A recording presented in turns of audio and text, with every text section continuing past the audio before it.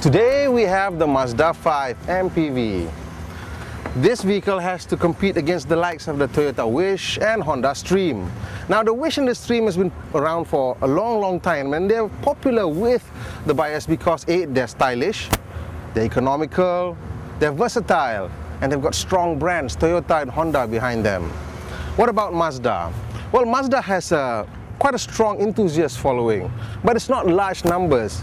Mazda is also known for producing stylish cars for the young looking cars, sporty looking cars. But what about this MPV here? Well, you know, this is a bit difficult for Mazda to make it a bit too flowy, because an MPV by definition is usually a bit boxy, but they've tried. It's got a nice proportion. The detailing is also quite good.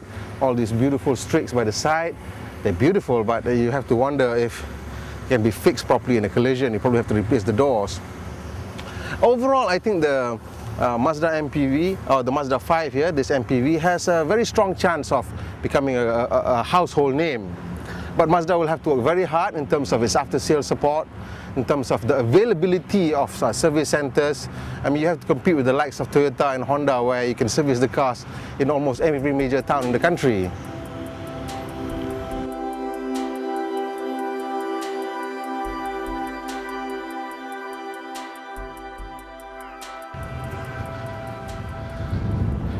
Like any MPV, the Mazda 5 offers a lot of space, and like all other MPVs as well, the space is not just about sheer volume but also about versatility. Standard features include single action rear folding seats. It's 50-50 split. Underneath here is a useful utility box.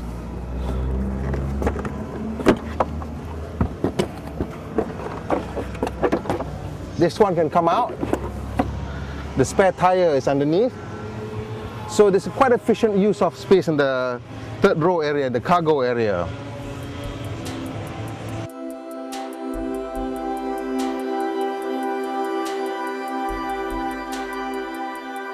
One of the nice features of the Mazda 5 is this: electric sliding doors. Everybody seems to want one, and if you buy the Mazda 5, you get one. The other thing that I like about the Mazda 5 is the second row of seats. You can adjust it, you can slide it forward and backwards. If you slide it maximum to the front, you can't fit anybody in here, but you get loads of luggage space. If you've got actual human beings, just slide it back, adjust the recline, and it can be as comfortable as you want. In order to let the third row of passengers out, single action, slide and out.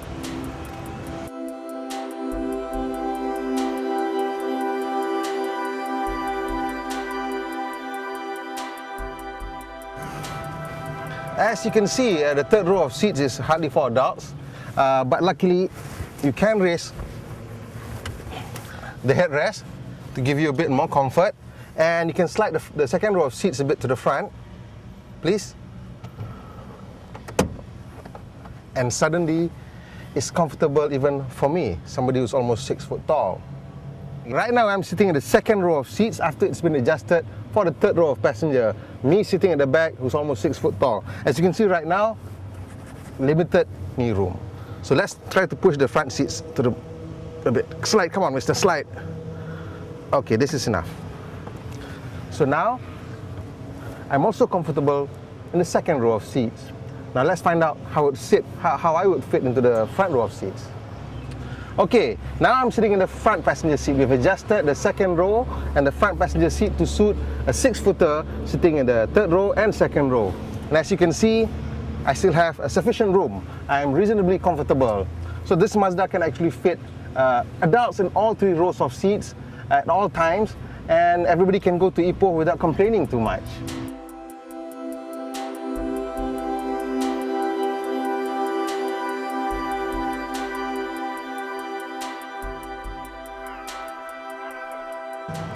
But there's one thing that I do find a bit to criticize. That is the black interior. It's just, everything is just black, and it feels a bit dark and makes the car feels a bit cramped.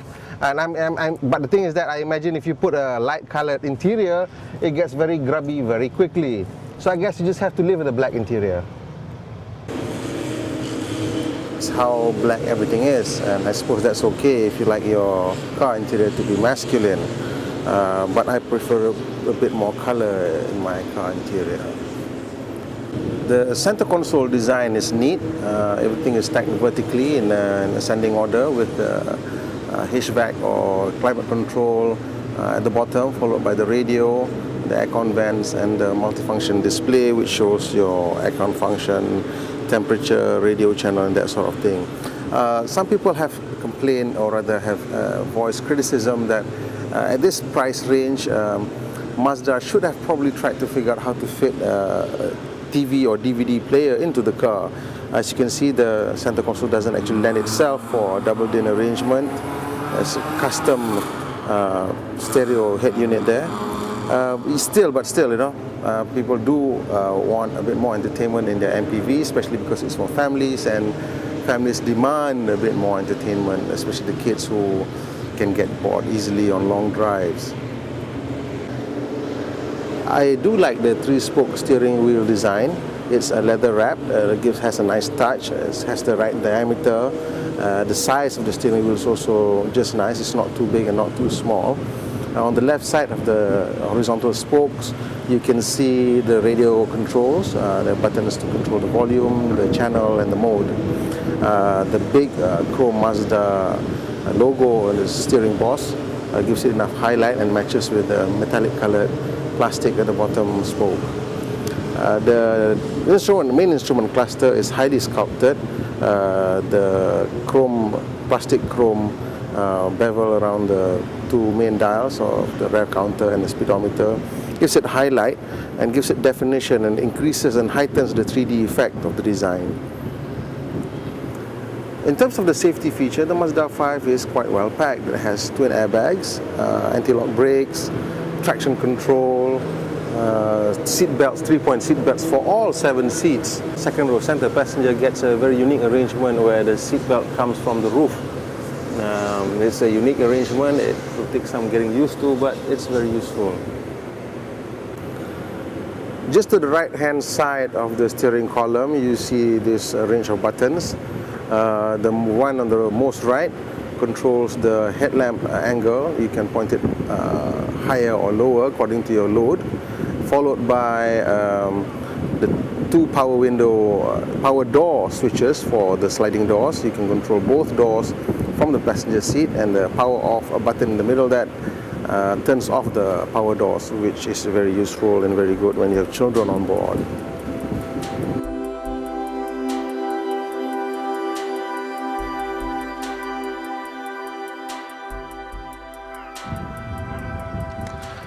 There's another feature of the Mazda 5 that I like. I'm not sure if everybody would like this, but you know, we are a tropical country, it's always sunshine. What goes better with sunshine than sunroof? Of course, it takes up a bit of headroom, but this is a tall vehicle, so it doesn't really make any difference. For that, thumbs up to Mazda for the sunroof.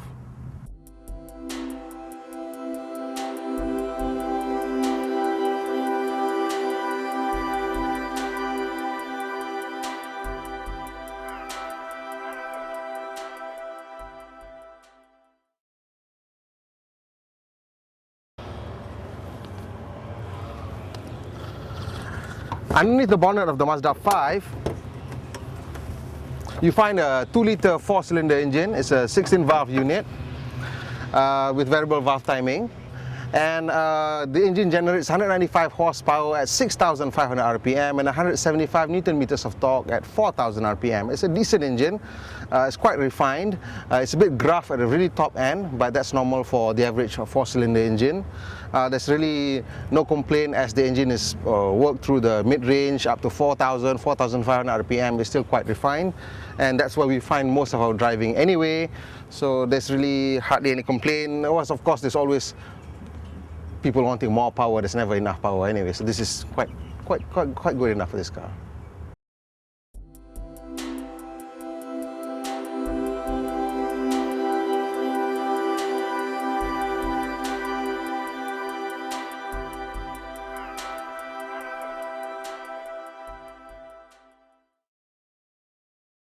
The Mazda 5 comes with a 5-speed automatic transmission with manual selection. It's a nice enough gearbox for an MPV. The ratios are quite well spaced in the bottom and quite long at the top, so it gives you a combination of good acceleration and very long-legged cruising on the highway. Overall, you have very little to complain about in terms of performance in the Mazda 5.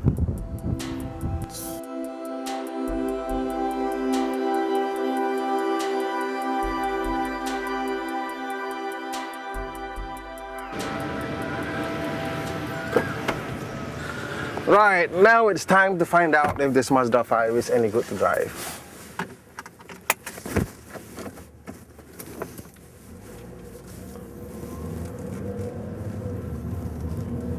Well, first off, we'll have to say that it has a very decent acceleration, not by any means startling, but good enough to get in and out of traffic easily.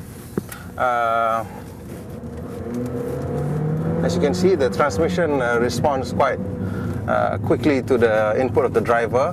You just slap the throttle to the floor and it will downshift quite quickly. In terms of the steering feel is nicely weighted. It's fairly accurate. There is a decent feel right at the limit.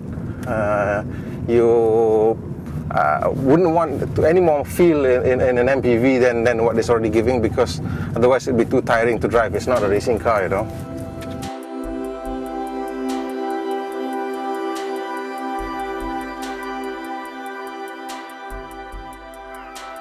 In terms of the ride and handling, the front McPherson and multi-link rear suspension does a good job of keeping the car planted while absorbing the bumps and road imperfections without transferring too much of the vibration and harshness to the passengers. NVH levels, or noise, vibration and harshness, is well controlled in this car. There is sufficient sound insulation to keep the engine noise, road noise and wind roar out of the cabin. Even the suspension is, there you see, quite supple to keep isolated a lot of the harshness of the road from the cabin.